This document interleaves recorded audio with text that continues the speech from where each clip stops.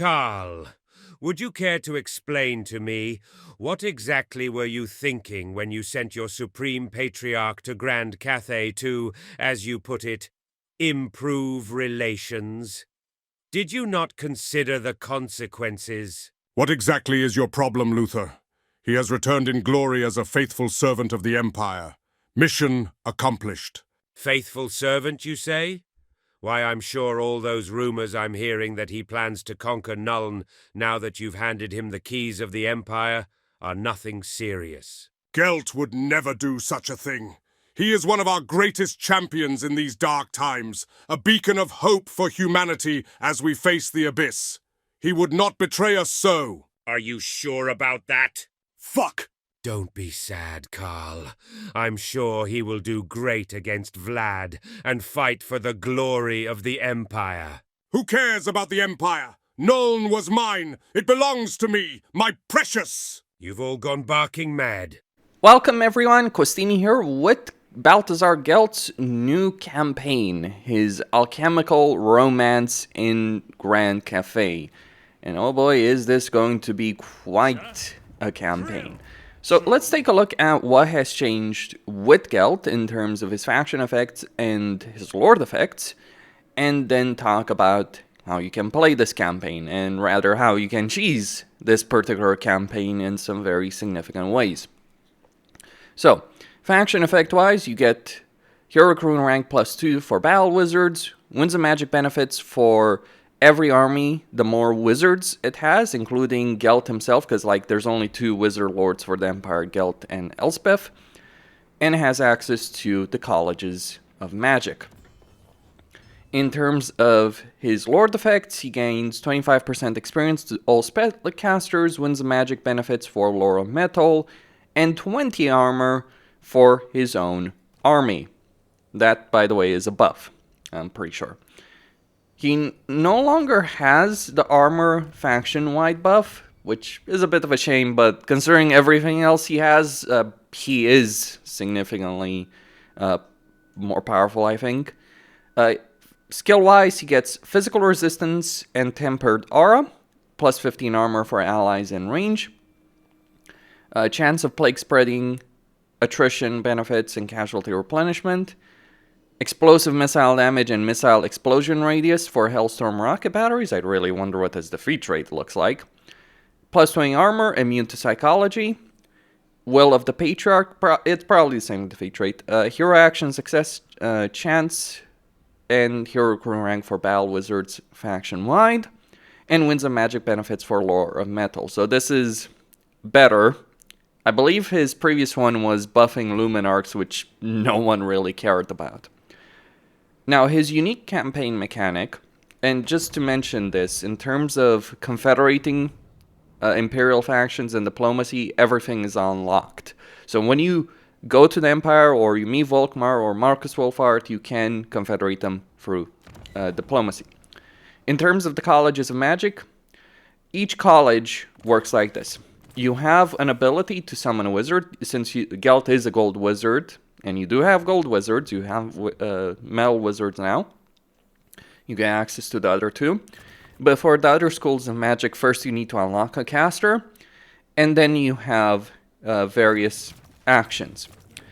There are some items you can get, including a cataclysm, including a bound spell, various benefits for Winds of Magic costs, all that kind of stuff. In terms of the ability, there's an armor debuff spell that Gelt has access to, and the ability of printing money with Lore of Metal, which actually I would use right here, right off the bat. With Amethyst Wizards, you get the ability of damaging all forces within the same region as the target Amethyst Wizard army, and a Cataclysm spell.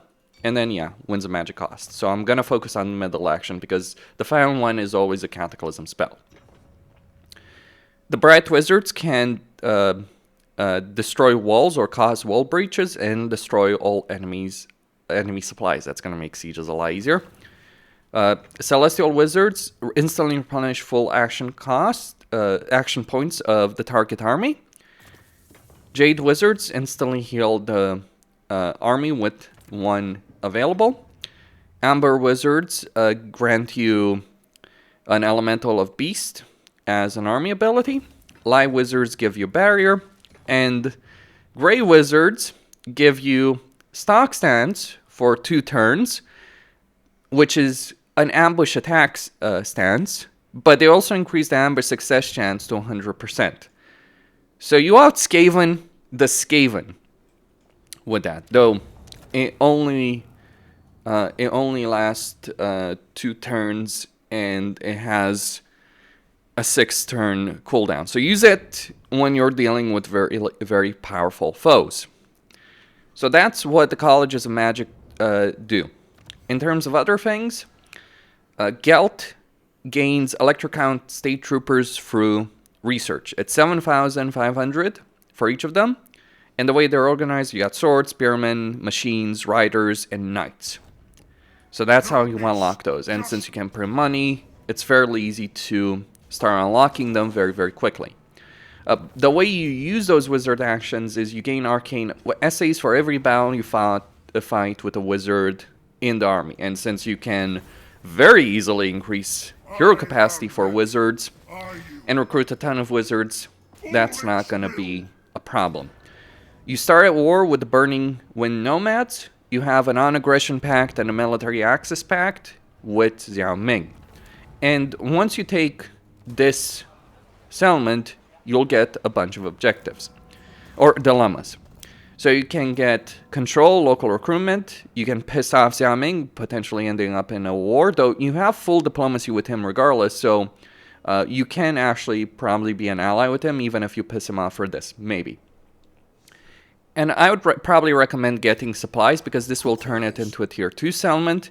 And that way you can start getting warrior priests and witch hunters.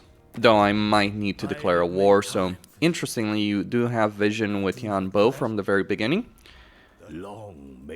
So let's just get those sorted out. Probably enough money, hopefully. And this way, I can get access to witch hunters and warrior priests, both of which I want, because I already have a captain. So I don't need that. I have wizards plenty. Just gonna get another one. I think I'm going to go for a Celestial Wizard. You probably want one because replenishing all your action movement points, and crucially, the way that works is like, say you're in a settlement and you use this, don't have enough points for it, but say you use this when you have an army in a settlement right after you took the settlement, you will replenish all your movement points. Now, it's worth pointing out here that the objective is to eliminate these guys. You'll get an event here. This can give you a construction benefit, construction cost, time, all that benefit, I think it is, when you take Fu Hong. So when you take your initial province, you'll gain a benefit. When these guys get eliminated, it doesn't even necessarily have to be you. You'll get the choice. You either stay in Cathay, one way or another, either piss off Xiao Ming or have a friendship with him, or you return to the Empire.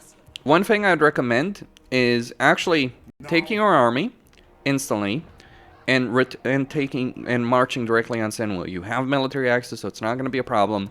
Taking out the Skaven, getting a barracks there, getting military alliance by selling that to Xiao Ming. So, let me showcase what happens, what choices you have when you've taken all of this territory once you've eliminated this. So as stated, there's an event here that gives you construction benefit, or you can get arcane essays, or you can get money, whatever. But let me just go over what happens when these guys are eliminated. And then there's no time limit. That's the crucial point.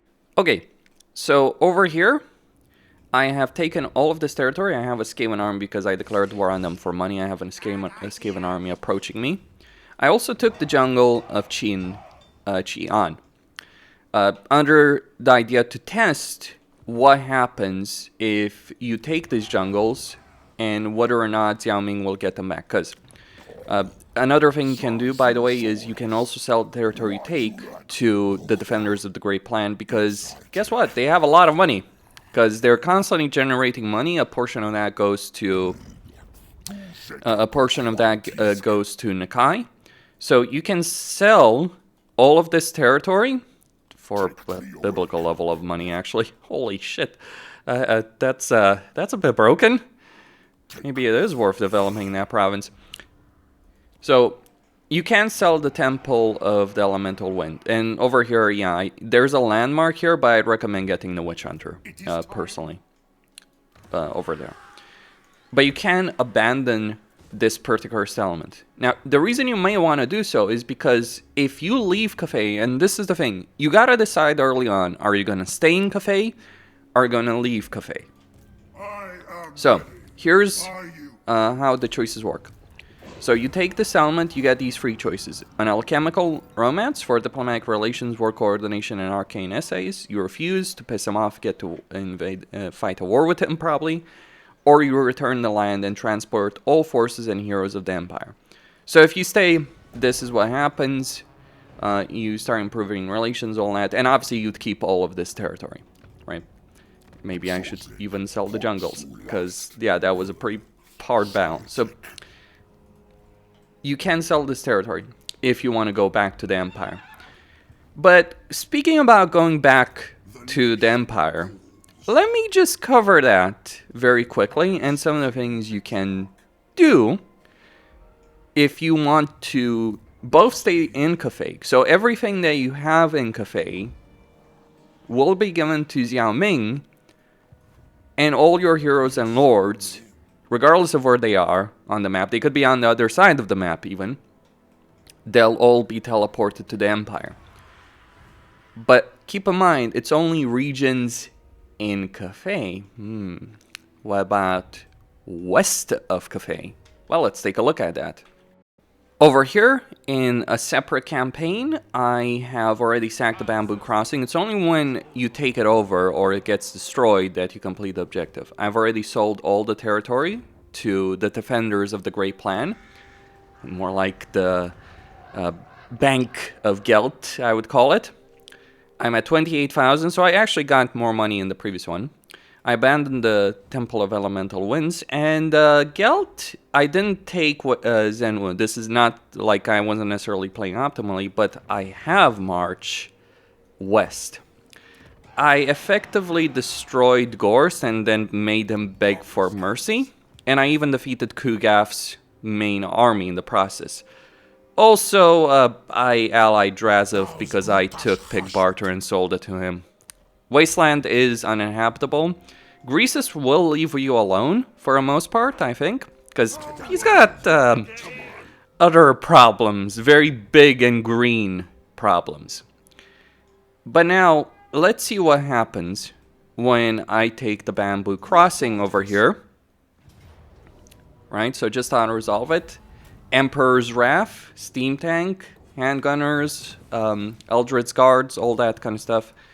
So we just occupy it, and we get the choice to return to the Empire. This will give you a lot of money, transport everything, and all Cathayan regions will be given to the Western provinces. What Cathayan region? Well, you'll keep the Bamboo Crossing, I suppose. And you get 10 turns of Triumphant Homecoming, the key to the Empire. 1 population surplus for newly captured settlements, immunity to diplomatic penalties from trespassing, immunity to regionalist attrition, minus 100% upkeep, 30% campaign movement range, and 50% construction time.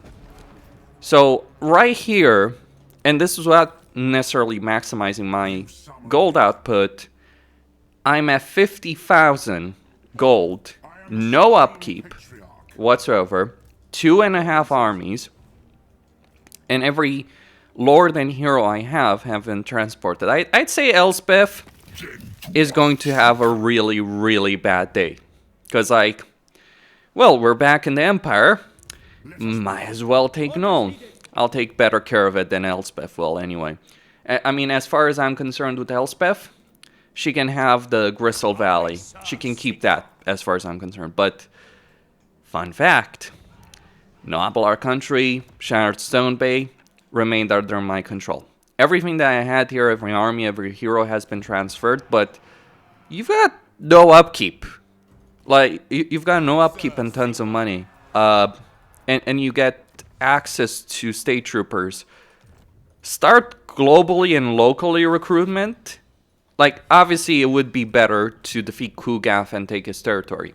Because keep in mind, he does have this over here, and medicinal plants as well. So, defeat Gorst, defeat Kugaf. I'd probably rush for pig barter first, so either sell this territory to Emmerich, though I'm at war with Emmerich right now because Drazov declared war on him, or to sell it to Drazov. Either one would work as an ally. Destroy Gorst, he does have... It is uninhabitable, so you might want to raise this to the ground. Really. And yeah, take down Kugaf and do exactly this. So now, one of the things I can do is get a Lord, get the Temple of Elemental Winds, though I think the Skaven have taken it by the looks of it. But take the Temple of Elemental Winds back, defeat the Skaven, or defeat whoever has it. You might need an army there. And start building. I do wonder if this, like, this could become your permanent capital. So right now, I believe I have my capital over here in the Nabi Gorge, but it probably would be made in Temple of Elemental Wind. So you can fight the campaign on two fronts. So I think this is really interesting in terms of a dual start campaign, if you will, because it's not really intended as a dual start, but I do like this more even than Elfarian, Malice Darkblade, Yan Bo. The possibilities here, like, you could just return to the Empire regularly, right, and play it, and just rush for it, right? And what do you do after this point? Well, you got a really powerful magic. You've got powerful cataclysm spells. You've got all the Electrocount State Troopers. I'd say there's a bit of revenge about to happen. See, Vlad's been ruining the Empire's day for a very, very long time. I'd say it's time to even the score over there. But first, of course, we gotta deal with Elspeth, right? Her defeat rate. We'll leave her alive just, I don't know, to farm her defeat rate over there in the Gristle Valley until someone wipes her out. If you have the DLC, you probably would want to keep her alive. If you don't have the DLC, I just wipe her out because you're not going to get her anyway. But you could probably still farm her defeat rate. It is a powerful one. Gelt with her defeat rate, that's going to be very interesting. So, that's all there is to it. Costin signing out. I probably will just post a picture on the channel about his defeat, Gelt's defeat rate. I think he might have a new one. Probably not. But regardless, this is fun. This is fun. Stay tuned for more and let me know what you guys think.